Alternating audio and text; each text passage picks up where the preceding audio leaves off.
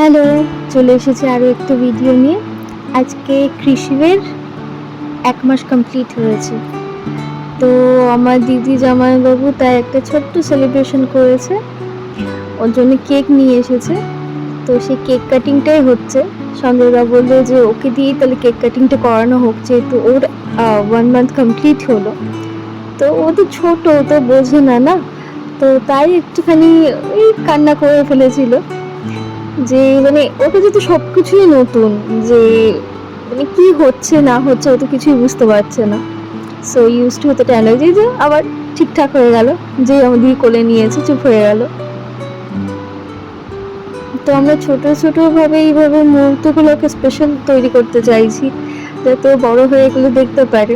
এখানে লেখা রয়েছে ধ্রুব। আসলে ধ্রুব নামটা আমিই দিয়েছিলাম, তো সেই জন্যই ওখানে ধ্রুব লেখা রয়েছে, বাট ওর ভালো নাম হচ্ছে কৃষি। তো দিদি তার জন্য একটুখানি কেক কাটিং করছে। এই যে দিদি ভাই সব এক ফ্রেমে রয়েছে, সবাই খুব মজা করছিল।